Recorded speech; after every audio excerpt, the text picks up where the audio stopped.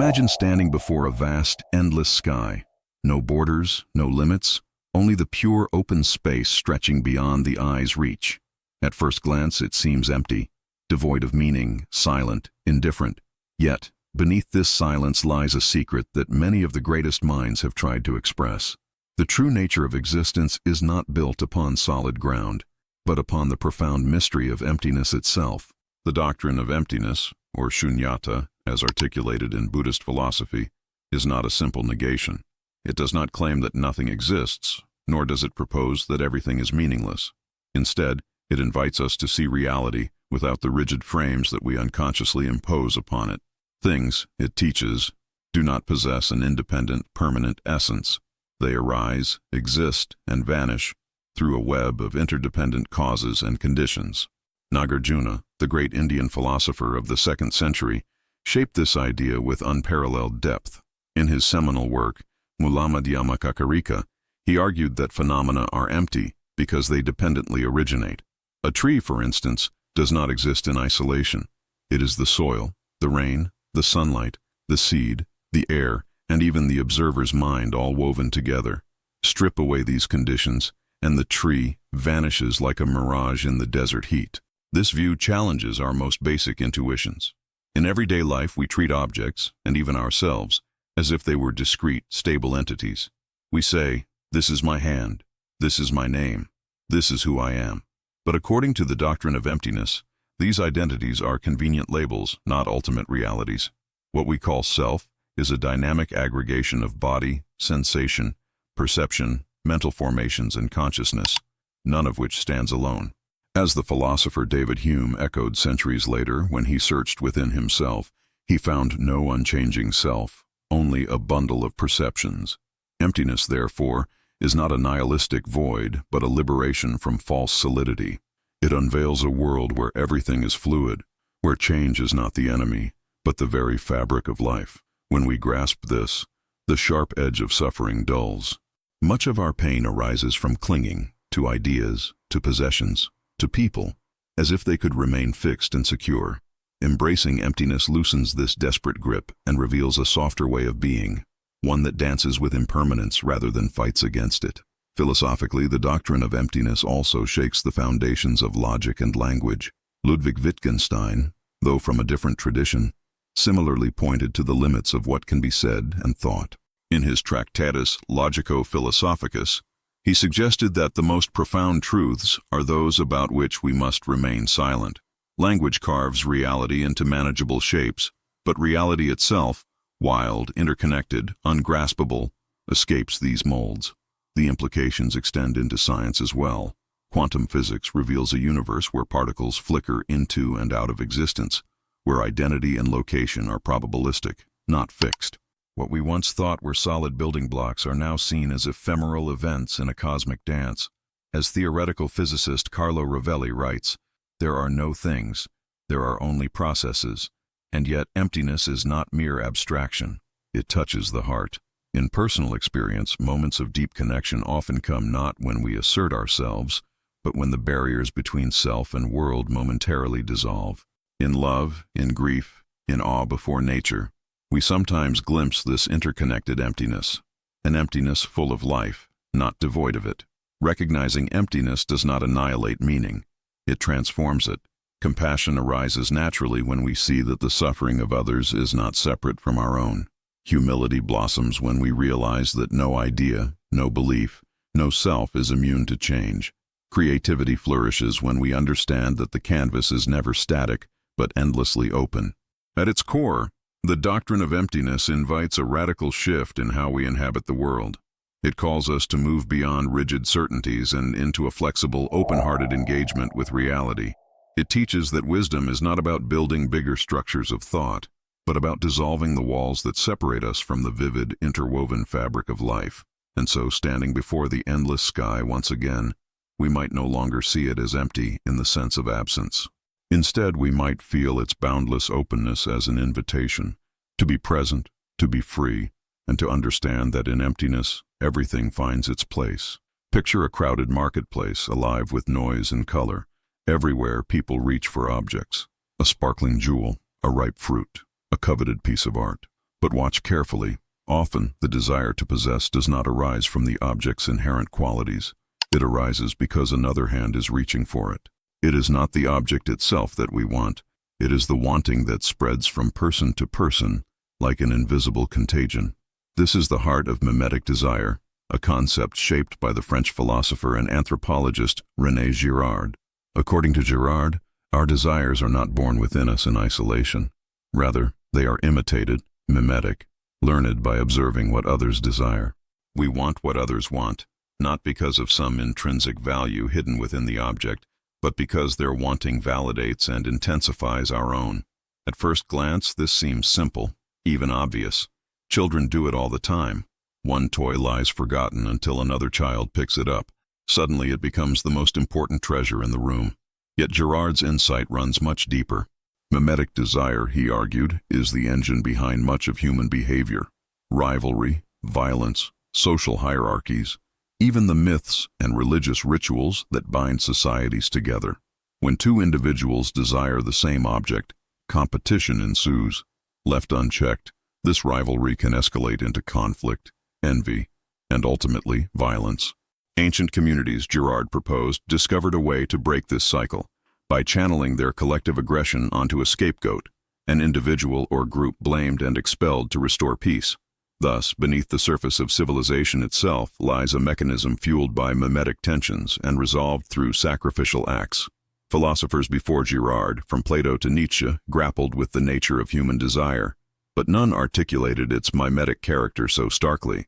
Desire, in this view, is not a linear path from subject to object. It is a triangular structure: subject, model, and object. We look not at the object directly, but at the model, the person whose desire shapes ours. The object becomes a mirror, reflecting the model's perceived worth and authority. This understanding unsettles the modern ideal of individuality. We are taught to believe that our desires are authentic, autonomous, expressions of our innermost self. But Girard suggests otherwise. Much of what we crave, from careers to relationships to lifestyles, is filtered through the eyes of others. Advertisements, social media, and popular culture do not simply inform us. They model desires for us to imitate. The implications ripple through every layer of society. On the personal level, mimetic desire can lead to dissatisfaction and endless competition. What we acquire rarely satisfies us for long, because the value of possession is tethered not to the object, but to the social dynamics surrounding it. In the political arena, mimetic rivalries fuel polarization and conflict, as groups mirror each other's antagonisms without realizing it. Even global markets pulse with mimetic rhythms, where the value of currencies, technologies, and commodities is determined as much by perception and imitation as by intrinsic worth. Philosophically, mimetic theory aligns with observations made by thinkers like Søren Kierkegaard, who warned of the despair that arises when we define ourselves by external comparisons.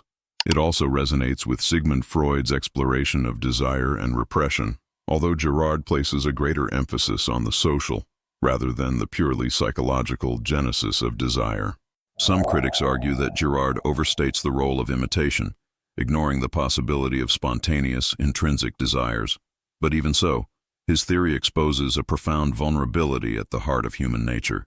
We are social beings, deeply attuned to the signals of those around us, and much less self-made than we like to imagine. What, then, is the path forward? Girard himself turned to religious traditions, particularly Christianity, which he saw as offering a revelation of the mimetic mechanism and a way to transcend it. Forgiveness, humility, and love, genuine love, not rivalrous love, offer an escape from the endless cycle of mimetic conflict. In a world increasingly shaped by digital media, where every like, share, and trend intensifies mimetic currents, Girard's insights feel more urgent than ever. Understanding the dynamics of mimetic desire is not merely an intellectual exercise. It is a form of self-defense against manipulation, a key to deeper freedom. At the end of the day, to recognize the mimetic nature of our desires is to open a space for authenticity. It invites us to pause to ask, is this truly what I want? Or is it what I have been taught to want? In that questioning lies the possibility of reclaiming our agency, of desiring not as a mirror to others, but as an echo of something more profound within ourselves.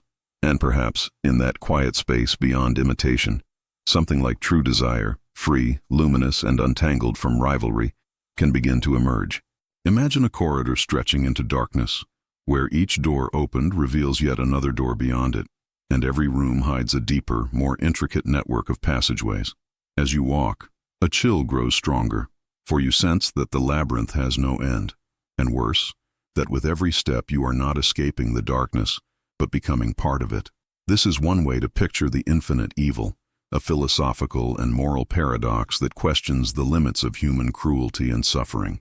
Is there a boundary to how much wrong can exist? Or does evil, like the endless corridor, have no horizon, only new depths? Throughout history, thinkers have wrestled with the problem of evil. In religious traditions, evil is often explained as a necessary counterpart to free will, or as a mystery beyond human comprehension. Augustine of Hippo described evil not as a force in itself, but as a corruption, the absence of good, a shadow cast by free beings who turn away from the light. Yet the paradox of infinite evil suggests something more unsettling, that human imagination, unbound, can conceive, and perhaps even realize, suffering without end. Philosophers like Hannah Arendt introduced the concept of the banality of evil, observing that great atrocities are often not the result of monstrous individuals, but ordinary people following ordinary rules. If evil can be so mundane, so easily multiplied across societies, institutions, and generations, then perhaps its potential is not only vast but inexhaustible. Consider history's gravest atrocities: genocides, wars, systemic oppressions. Each new horror did not extinguish the possibility of further horror. Instead, it often inspired new methods of cruelty. The invention of one weapon leads to another, more devastating one. The commission of one injustice creates wounds that breed further injustices. In this view, evil is not a singular act or even a collection of acts. It is a process, self-replicating, evolving, without a natural limit. The German philosopher Friedrich Nietzsche warned of this cycle in Beyond Good and Evil, and thus spoke Zarathustra. He spoke of the abyss. If you gaze long into an abyss, the abyss also gazes into you. To confront evil is to risk being drawn into its logic, becoming what you sought to resist. Worse, the fight against evil can itself mutate into new forms of violence, justified by the purity of one's intentions. History is replete with revolutions born from noble ideals that devolved into terror and tyranny. This is part of the paradox. Attempts to eradicate evil can, paradoxically, perpetuate it. A society that seeks perfect purity may end up committing impure acts in the name of its ideals. The dream of eliminating wrongdoing altogether often leads to surveillance, repression, and the suppression of dissent, acts that in themselves give evil new forms to inhabit. Scientific and technological advancement has expanded human power, but it has also expanded the reach and complexity of evil. The tools we create are neutral, yet they can be wielded for harm on scales unimaginable to previous generations. Artificial intelligence, genetic engineering, mass surveillance, each opens new ethical territories, but also new terrains where suffering can be orchestrated more efficiently, impersonally, infinitely. The paradox of infinite evil also poses a challenge to theological and moral optimism. If evil can grow without bound, can good ever truly prevail?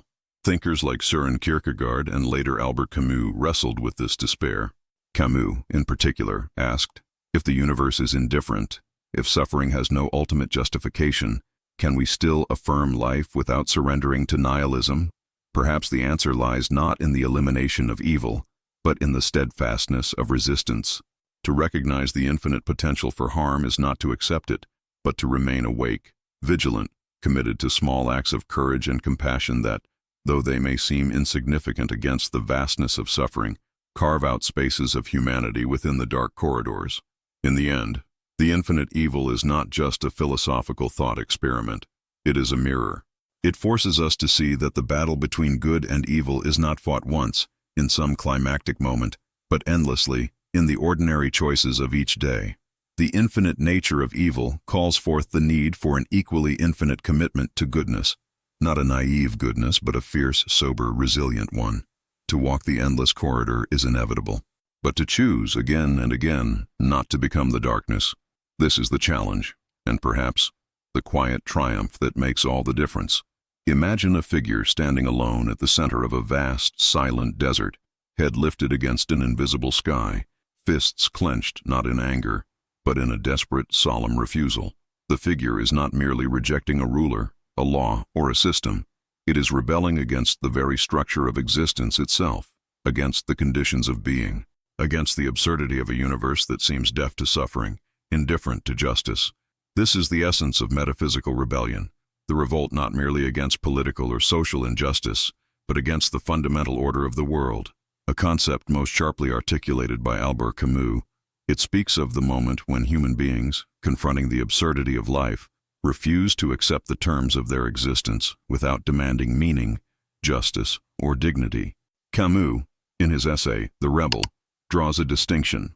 While political rebellion seeks to change conditions within the world, metaphysical rebellion questions the very legitimacy of the world itself.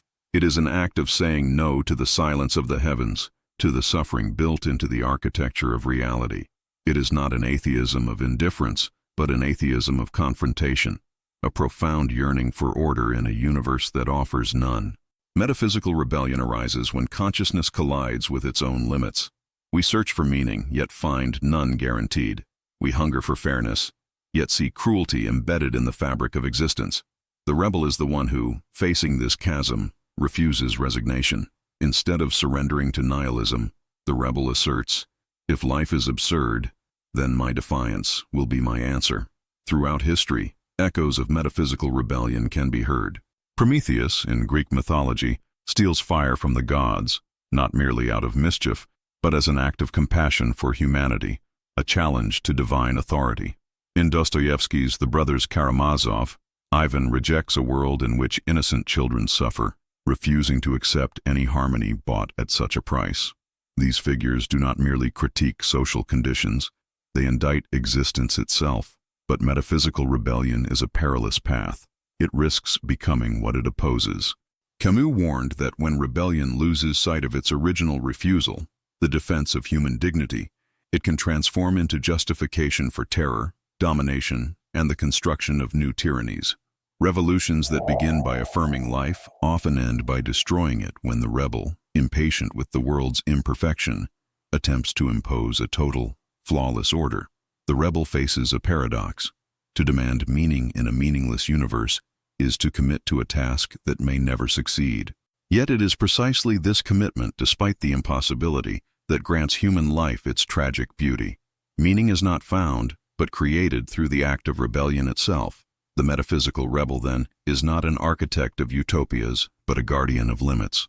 They understand that no system, no ideology, no dream of perfection can erase the fundamental tension between human longing and the world's silence. In recognizing this, the rebel resists both resignation and fanaticism. Philosophers like Nietzsche also tread close to this territory. His proclamation of the death of God was not a celebration, but a warning. Without the framework of divine order, humanity faces a terrifying freedom. Will we succumb to despair, or will we forge new values with clear eyes and unwavering courage? Today, metaphysical rebellion remains as urgent as ever. In a world fractured by technological acceleration, ecological devastation, and moral confusion, the temptation toward cynicism or totalitarian solutions grows. Yet the rebel's path offers a different way: to persist in affirming human dignity, freedom, and solidarity, even when the universe offers no guarantee of their triumph. To rebel metaphysically is not to destroy, but to bear witness, to stand in the desert and proclaim, even in the face of infinite indifference, I exist, I suffer, I demand meaning, and I will not cease to act as if it matters. In this fierce, humble refusal, something extraordinary emerges, a new kind of hope, born not from illusions, but from the unbreakable dignity of being human, from the simple, stubborn act of saying no, and through that no, affirming a yes to life. Picture walking through your childhood home, only to find everything exactly as you left it, yet somehow wrong. The furniture stands where it always stood. The walls hold the same familiar colors, but an invisible hand is brushed against the place, making it feel foreign, eerie. It is not the presence of something unknown that disturbs you most, but the unsettling familiarity of it all. This sensation is what Sigmund Freud called the uncanny, das Unheimliche, the strange in the familiar rendered strange. It is not simply fear, nor is it pure wonder. It is a deep, unsettling recognition that reality might not be as solid, as trustworthy, as we would like to believe. Freud, in his 1919 essay, explored the uncanny as a psychological phenomenon, where repressed fears, forgotten memories, and hidden anxieties resurface in forms that are both known and alien. The uncanny resides in dolls that seem too lifelike, in mirrors that seem to reflect something more than our image, in coincidences that suggest a secret pattern underneath the chaos of daily life. It haunts thresholds, between life and death, dream and waking, self and other. What makes the uncanny so disturbing is its ambiguity. When we encounter something purely unknown, our fear has a clear target. But when the unknown hides within the known, when the home, heimlich, becomes unhome, unheimlich, we are robbed of certainty. We cannot easily separate reality from illusion, comfort from threat. Philosophers like Martin Heidegger also brushed against this idea, though through a different lens. Heidegger spoke of unheimlich as the essential strangeness of being itself, the fundamental not-at-homeness we experience when we confront the fact of our existence, ripped away from everyday distractions. Beneath all our routines and assurances lies a deeper anxiety that the world, and even we ourselves, are not as self-evident as we pretend. In literature and art, the uncanny has been a fertile ground for exploration. Gothic novels, horror films, surrealist paintings, all tap into this vein. Edgar Allan Poe's stories, Kafka's labyrinthine worlds, and David Lynch's disjointed films all exploit the uncanny by presenting realities that are recognizable but subtly corrupted. They unsettle not by overwhelming the senses, but by quietly undermining the foundations of trust in the ordinary. Yet the uncanny is not confined to fiction. It seeps into daily life. When you hear your name whispered in an empty room, when a vivid dream bleeds into your waking hours, when a loved one behaves just slightly out of character. Moments like these open a crack in reality, reminding us that stability is a fragile construction, a surface under which something more chaotic stirs. Psychologically, the uncanny often relates to childhood experiences, especially those moments when the boundaries between imagination and reality blur. Children live closer to the edge of the uncanny, where toys can be alive, shadows can hold secrets, and every room can breathe with unseen life. As adults, we bury these perceptions under reason and routine, but they never disappear entirely. They wait, dormant, ready to return under the right conditions. Technology, too, has created new forms of the uncanny. Think of humanoid robots that are almost but not quite human, provoking discomfort known as the uncanny valley. Or consider the eerie sensation when an artificial intelligence predicts our needs, speaks with near-human nuance, blurring the line between machine and mind. At its heart, the uncanny forces a confrontation with mystery, not the grand mystery of the cosmos, but the subtle mystery embedded in the very fabric of the everyday. It reveals how thin the membrane is between the world we think we know and the unknown that hums beneath it. Perhaps then the uncanny is not something to be entirely feared. It reminds us of the strangeness of being alive, the miracle that even the most ordinary experience carries within it the seeds of wonder and terror. It shows us that no place is ever fully mastered, no identity fully stable, no reality fully explained. And in that subtle vertigo, in that flicker of uncertainty, we find an invitation, not to retreat into fear, but to step more lightly, to see more deeply, to recognize that existence is always, and beautifully, a little bit stranger than we allow ourselves to admit. Imagine looking up at the night sky, the stars strewn like scattered embers across a vast, cold ocean of darkness. For a moment, awe fills you, but then comes the deeper sensation, the one harder to name, a creeping realization that the universe is not built with you in mind, that its immensity is not protective, but indifferent, that beneath the beauty lies a silence so profound it borders on terror. This is the essence of cosmic horror, a genre, but also a philosophical intuition. It is the feeling that the universe is not hostile in any human sense, but far worse, that it is utterly unconcerned with human existence. It is not a villain to be defeated, but a vast, mindless expanse within which all human concerns dissolve like mist. H.P. Lovecraft, the writer most associated with cosmic horror, described it as the fear of the unknown, but also of the unknowable. His creatures, his ancient gods, were not evil in a moral sense. They were simply beyond comprehension, indifferent to human life. To encounter them was not to engage in a battle between good and evil, but to confront the terrifying smallness and fragility of our existence. Philosophically, cosmic horror challenges a deep, comforting instinct that the universe has meaning, that suffering can be explained, that existence bends toward justice or progress. Cosmic horror strips these assumptions away. It suggests that meaning is a human construction, fragile, local, temporary, cast against a backdrop that does not recognize it. Thinkers like Arthur Schopenhauer and later existentialists such as Jean-Paul Sartre touched the same raw nerve. Schopenhauer saw the world as driven by a blind, irrational will, a force that moves and devours without purpose. Sartre spoke of nausea when confronting the sheer fact of being, unadorned by illusion. Cosmic horror takes these insights and wraps them not in philosophical arguments, but in images of ancient beings slumbering beneath the sea, of dark stars swirling at the edges of reality, of portals opening to realms that shatter human minds. Unlike traditional horror, where fear comes from the threat of death or the presence of malevolent forces, cosmic horror suggests something deeper, that the human mind itself is inadequate to the true nature of reality, that we live, as Lovecraft wrote, on a placid island of ignorance in the midst of black seas of infinity, and that it was not meant that we should voyage far. Yet cosmic horror is not simply despair. There is a strange, terrible beauty in the vision it offers. To realize our smallness is to be humbled, to let go of grandiose fantasies of control. To accept the universe's indifference is to find a kind of freedom, a freedom from the burden of cosmic purpose, a permission to create meaning within the fragile span of our own lives. In the modern world, echoes of cosmic horror can be found not just in literature, but in science itself.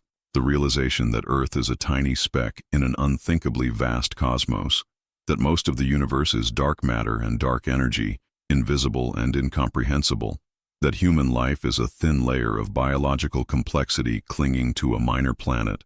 All these scientific truths resonate with the tone of cosmic horror, but the human response to this confrontation varies.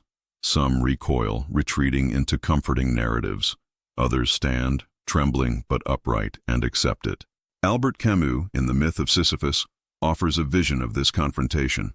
The absurd hero who, knowing the universe is silent, nonetheless persists, rolling his stone up the hill, finding meaning not given by the cosmos, but forged in defiance of its indifference. Thus, cosmic horror does not necessarily leave us powerless. It demands a new kind of courage, not the courage of heroes who expect victory, but the courage of beings who create beauty, kindness, and wonder in a universe that offers no guarantee of recognition or reward. Perhaps this is the secret hidden within the terror, that when we accept the universe's indifference, we are freed to love life all the more fiercely, not because it is destined to endure, but because it is fleeting, fragile, and ours. So when you next look up at the stars and feel that unsettling tremor, do not turn away. Feel the vertigo. Let it remind you that life is precious precisely because it is improbable. And in the cold immensity of the cosmos, the light you carry within you, small, flickering, improbable, matters all the more. Imagine waking up one morning and questioning not just what you see, but whether you see it all. Questioning not only whether the floor beneath your feet is solid, but whether there is truly a floor, or feet, or a you to experience them. Every certainty, every belief, every assumption peels away like thin layers of old paint, revealing nothing underneath but the trembling void of doubt. This is the realm of radical skepticism, the philosophical position that challenges the very possibility of knowledge. It is not a casual or strategic doubt, but a fundamental and relentless inquiry. Can we know anything at all with certainty? And if not, what then is the foundation upon which we live, think, and act? The seeds of radical skepticism are ancient. In ancient Greece, Pyrrho of Eleusis, after traveling and encountering Eastern philosophies, returned convinced that certainty was a delusion. True peace, he claimed, could be found only in epoche, the suspension of judgment. If we acknowledge that we do not and cannot truly know, we are freed from the torment of endless striving for unreachable truths. Centuries later, René Descartes famously plunged himself into doubt in a more systematic way. In his Meditations on First Philosophy, Descartes imagined a malicious demon deceiving him at every turn. making him believe in a world that did not exist, in a body he did not possess. Pushed to the edge of total skepticism, Descartes found one certainty: cogito, ergo sum. I think, therefore I am. Even if all else were illusion, the very act of doubting confirmed the existence of a doubting mind. But radical skepticism does not end so neatly. If we can only be certain of the existence of thought itself, then what of the external world? What of other minds?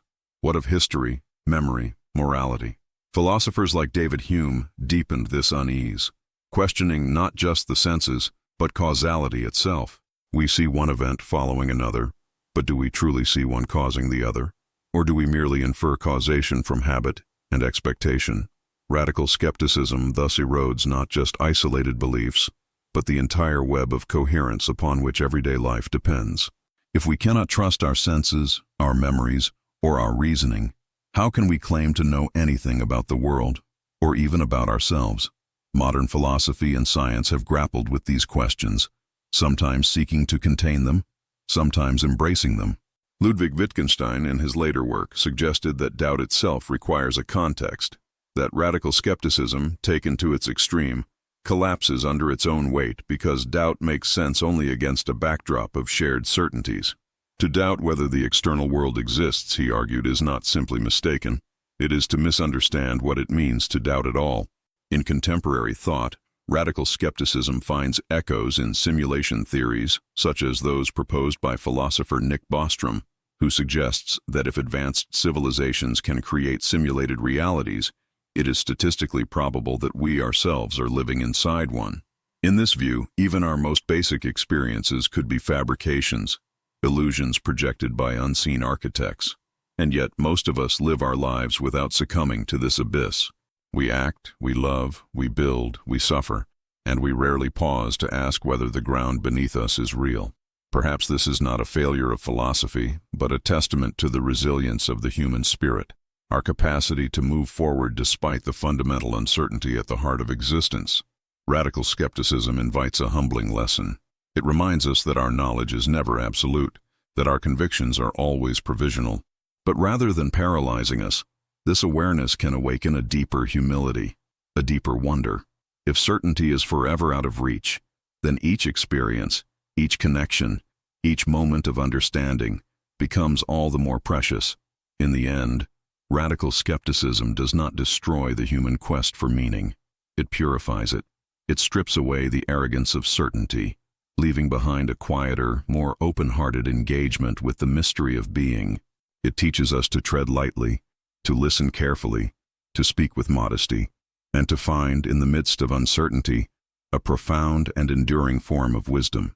Imagine sitting alone in a quiet room, no noise, no urgent needs, and yet feeling an ache so deep it seems to come not from the body, but from existence itself, an invisible weight, a hollow pressure, a subtle anguish that does not scream but hums, endlessly, beneath every thought and gesture. You are not simply sad, nor merely anxious. You are suffering from being.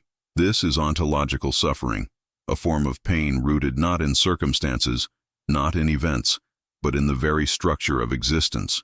It is the suffering of realizing that to be is to lack something, to be incomplete, to be exposed to time, change, decay, and death. It is the silent gravity that tugs at all human life, regardless of fortune or success. Existential philosophers have long recognized this hidden wound.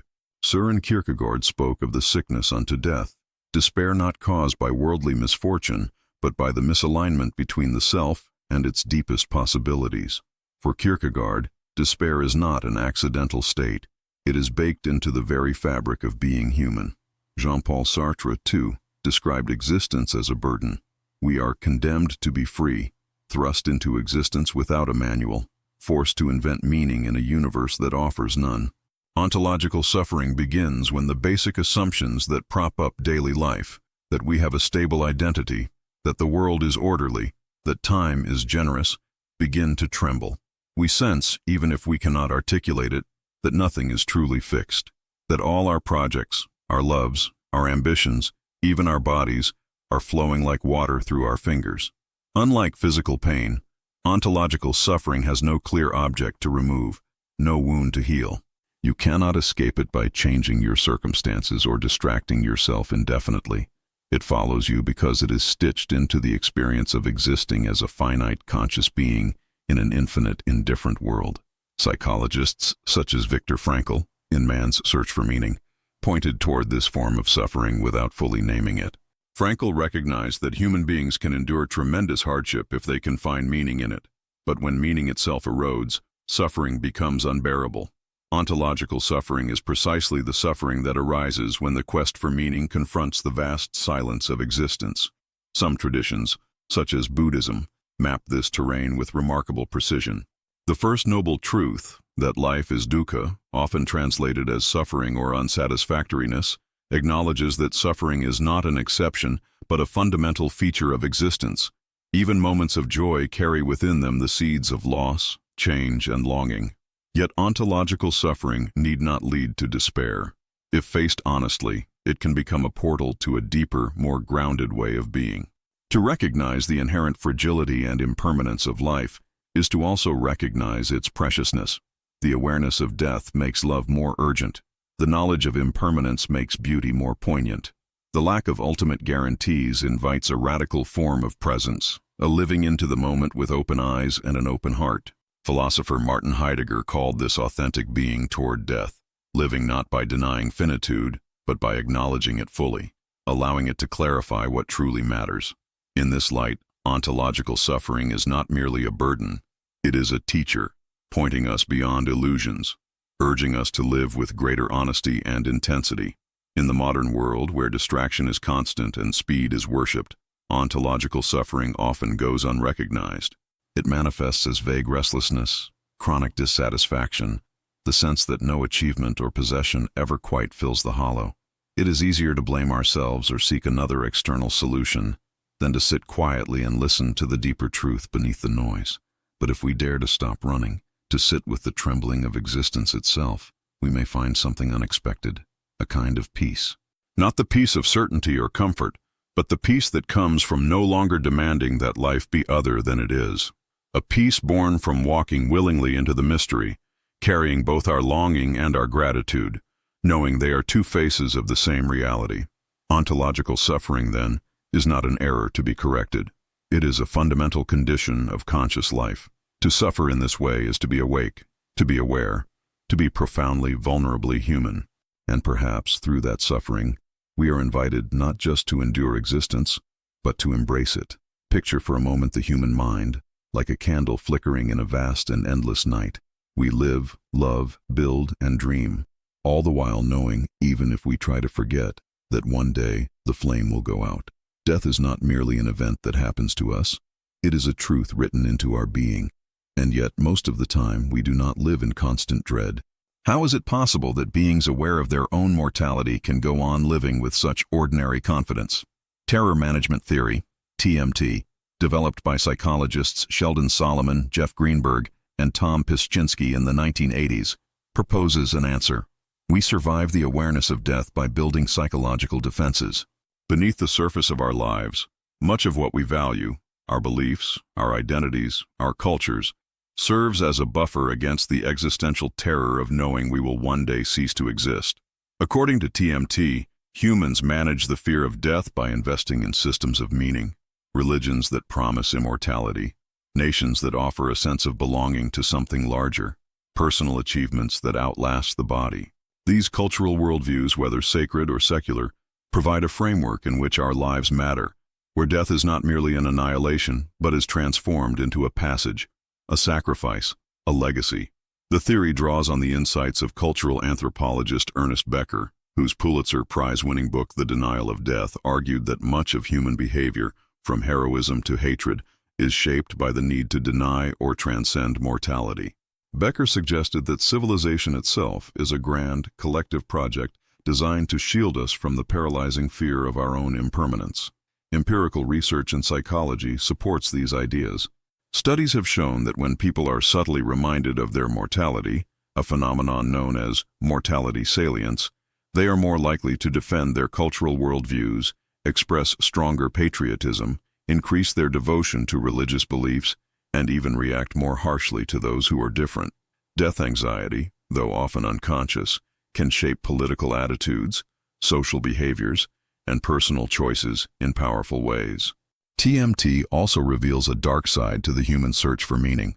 When our symbolic defenses are threatened, when our beliefs are challenged, our cultural norms questioned, our identities destabilized, the unconscious fear of death can ignite hostility, aggression, and exclusion. In defending our worldviews, we are, in a sense, defending our very survival. Philosophically, terror management theory touches ancient questions. Existentialist thinkers like Jean-Paul Sartre and Martin Heidegger explored how the confrontation with death shapes human freedom. Heidegger, in particular, argued that authentic existence begins when we face our own mortality head-on, rather than fleeing into distraction and conformity. In this sense, TMT echoes an old truth, that to live fully, we must first reckon with death. Yet, while TMT highlights the defensive maneuvers we employ to cope with mortality, it also suggests a possibility beyond fear.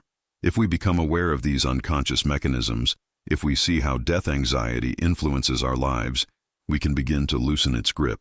We can choose to create meaning not out of terror, but out of love, creativity, and genuine connection.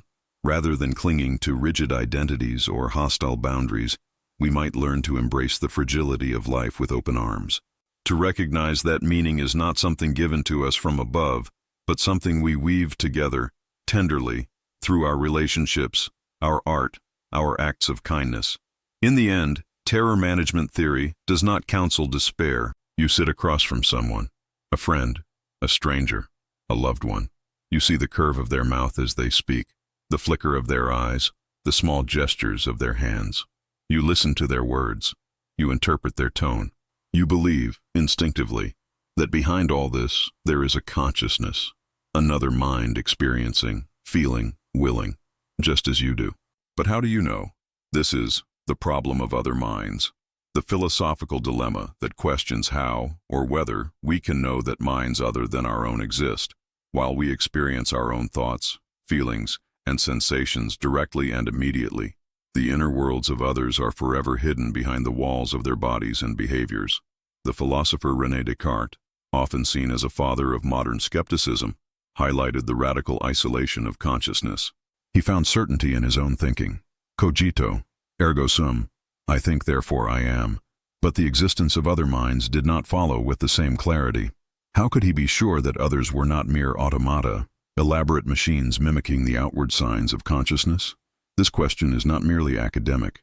It reaches into the heart of human experience, into love, trust, empathy, cruelty. It unsettles the ground beneath every conversation, every relationship. If others are truly conscious, their joys and pains are as real as our own. But if we cannot know this with certainty, every connection rests on a leap of faith. The British philosopher Bertrand Russell wrestled with this problem, proposing that the best explanation for the behavior of others is that they do, in fact, have minds like ours. It is a kind of inference, a practical necessity. The same way we infer the existence of the external world from our senses, we infer the presence of other minds from the patterns of behavior we observe. Yet inference is not certainty. No matter how convincing the evidence, the direct first-person experience of another's mind remains inaccessible. Philosopher Thomas Nagel famously captured this in his essay, What Is It Like to Be a Bat?, pointing out that no amount of external observation could ever tell us what it feels like, from the inside, to live as another being. Consciousness is irreducibly subjective. In everyday life, we rarely linger on this abyss. We interact, empathize, argue, comfort. We assume that others are conscious because to do otherwise would make meaningful interaction impossible. But the problem remains, quietly haunting our relationships, casting a shadow of uncertainty over even our deepest intimacies. Psychology and neuroscience have tried to bridge the gap, exploring how we attribute minds to others, how empathy arises, how mirror neurons allow us to simulate others' experiences within ourselves. These discoveries suggest that we are biologically wired to assume other minds exist, but they do not eliminate the philosophical uncertainty. Our brains may be evolved for social life, but evolution is about survival, not truth. In literature and art, this problem is often explored not through argument, but through feeling. The loneliness of being trapped within a single perspective, the yearning to truly know and be known. It is the root of both our greatest tenderness and our deepest alienation. The problem of other minds also extends beyond humans. As artificial intelligence grows more sophisticated, as animals' inner lives become better understood, we are increasingly asked, what kind of behaviors, what kind of signals, are enough to attribute consciousness? Could an AI, with perfect mimicry of human behavior, possess a mind? Could a whale or a crow experience a world as vivid and meaningful as ours? Ultimately, the problem of other minds may have no definitive solution. It asks us to live with a fundamental ambiguity, that others may be as real, as feeling, as vulnerable as we are, and yet we can never verify it directly. But perhaps it is precisely this uncertainty that makes trust, love, and compassion so profound. To reach toward another, knowing you can never fully bridge the gap, is an act of faith, not blind faith, but courageous, deliberate faith, in the shared humanity we can never completely prove, but can deeply feel. To live with others is to live always, in some way, on the edge of mystery. And perhaps there is no greater dignity, no greater act of hope, than to recognize that mystery and choose, again and again, to meet it with openness, with kindness, and with wonder. Imagine waking to a world that feels fundamentally wrong, not merely broken by human cruelty, not simply flawed by accident, but wrong at its very core, by design. The rivers run, the stars burn, the seasons turn. Yet beneath all their beauty lies a disturbing truth. This reality is a counterfeit, a prison crafted by a blind and imperfect creator. This is the unsettling vision at the heart of Gnostic cosmology, and its central figure is the demiurge, a lesser god who, mistaking himself for the highest power, fashions a material world that traps divine sparks of consciousness within it. In the ancient Gnostic texts, particularly those unearthed in the Nag Hammadi library in Egypt, the demiurge is portrayed not as a malicious devil, but as a deeply flawed being, arrogant, ignorant, a maker unaware of the deeper, hidden truth. He is often given names like Yaldabaoth, Saklas, the Fool, or Samael, the Blind God.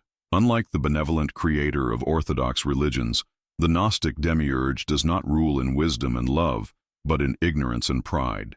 According to the Gnostic myth, above and beyond the material world exists the true, ineffable source, the ultimate unknowable God, a boundless pleroma of pure being and light. From this source emanated a series of divine beings called eons, but through a cosmic error, one aeon, Sophia, brought forth the demiurge without the consent of the fullness. Isolated from the divine source, the demiurge fashioned the physical world, imprinting it with his own limitations, believing himself to be the sole creator. Thus, for the Gnostics, the world as we know it is not the perfect creation of a benevolent deity, but a distorted reflection of the divine, marred by ignorance, suffering, and death. Beauty exists, yes, but it is partial, fractured, a memory of a purer reality lying beyond the veil of matter. Philosophically, the concept of the demiurge echoes a deep intuition that surfaces in various forms across cultures. The feeling that existence, as we encounter it, is not as it should be. Plato's own demiurge in the Timaeus was a benevolent craftsman, shaping the cosmos with rational order. But the Gnostics took a darker turn, suggesting that even the most orderly and harmonious aspects of the world may mask a deeper distortion. This vision resonates with later thinkers, even outside explicit Gnostic traditions.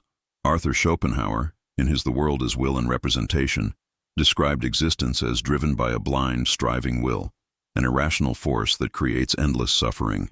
Friedrich Nietzsche, too, suspected that beneath the veneer of culture and morality, there lurked forces of chaos, cruelty, and deception. In modern times, echoes of the Gnostic worldview appear in literature and film, worlds that are simulations, realities that are traps, creators who are themselves limited or deceptive. Works like The Matrix, Blade Runner, and Dark City capture a modern Gnostic anxiety. That reality itself may be false, that awakening requires seeing through the grand illusion. But if the world is a prison, what is liberation? For the Gnostics, salvation did not come from obeying the demiurge's laws or perfecting life within the material realm. It came through gnosis, knowledge. Not intellectual knowledge, but a deep inner awakening to the true divine origin of the soul. It is the realization that we are strangers here, that our true home lies beyond the physical, in the hidden fullness that the material world only distantly echoes. This liberation is not given freely. It requires a radical turning inward, a rejection of appearances, a willingness to endure alienation from the values and comforts of the visible world. To awaken is to suffer a kind of exile while still embodied, carrying the painful knowledge that much of what the world prizes, power, wealth, reputation, is ultimately empty. And yet, in that alienation, there is a strange hope. For if the world's brokenness is not the final word, if there is a deeper reality beyond the demiurge's counterfeit creation, then despair is not inevitable. The spark of the divine within each being, though buried, can still be remembered, rekindled, and returned to its source.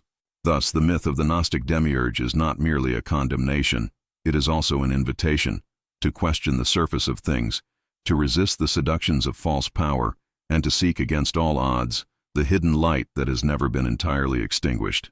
In this search, we find a profound and unsettling form of hope, a hope that does not deny the suffering of the world, but dares to see through it, toward something infinitely more real. Picture a crumbling cathedral at sunset.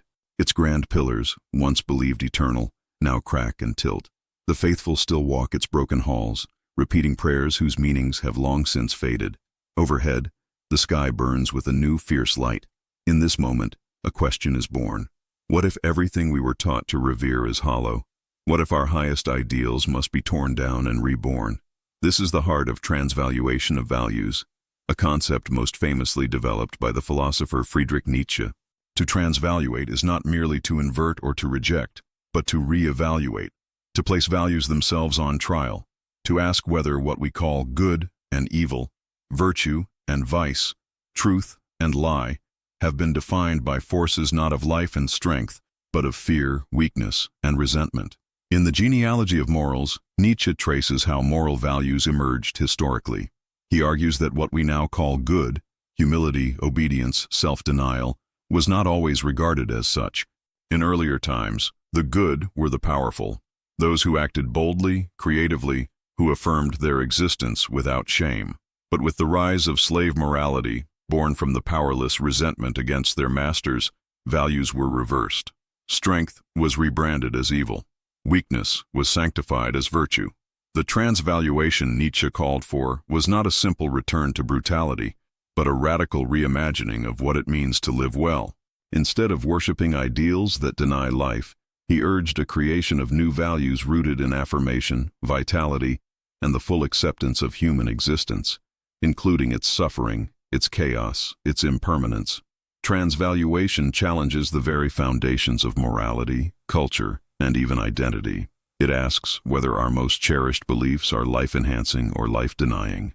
It forces us to confront the possibility that much of what we consider noble might, in fact, be a subtle form of decay, a way to mask fear, to domesticate the human spirit, to flee from the terrifying freedom of existence. Nietzsche's call resonated through existentialist and postmodern thought. Philosophers like Jean-Paul Sartre, Simone de Beauvoir, and Michel Foucault continued to question inherited norms, exploring how power structures shape our conceptions of good and evil, right and wrong. Sartre emphasized that, in a godless universe, we are condemned to create values ourselves, a heavy burden, but also a profound liberation. Yet transvaluation is not a comfortable project. It demands courage, the courage to doubt what seems most sacred, to endure the vertigo of value collapse, and to invent meaning where tradition offers none. It requires facing what Nietzsche called the death of God, not merely as the loss of religious belief, but as the collapse of absolute foundations altogether. In modern times, the need for transvaluation feels ever more urgent. As societies fracture, as old ideologies falter, as technologies accelerate change beyond traditional ethical frameworks, we are thrust into a space where simply preserving inherited values is no longer enough. We must ask, what kinds of values are worthy of the new realities we inhabit? What forms of life do we want to affirm? Transvaluation does not mean reckless destruction. It is not nihilism, despite its proximity to it. True transvaluation involves a careful, creative, and passionate reweaving of the fabric of meaning. It involves tearing down illusions not for the sake of cynicism, but for the possibility of building something more truthful, more resilient, more alive. Nietzsche envisioned the figure of the Übermensch, often mistranslated as the Superman, as one who could undertake this creative task, not a tyrant, not a conqueror, but a being who creates values from strength, joy, and profound love for life itself, even in its darkest, most chaotic dimensions.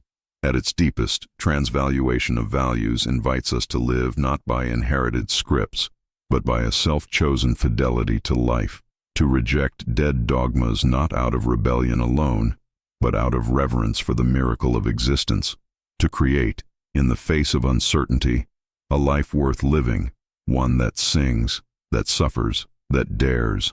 And so, standing before the ruins of old cathedrals, beneath the burning sky of a world in transformation, we are asked, will we cling to the fading echoes of outdated values, or will we find the courage to create anew, to become, in our own time, the authors of a future not yet imagined?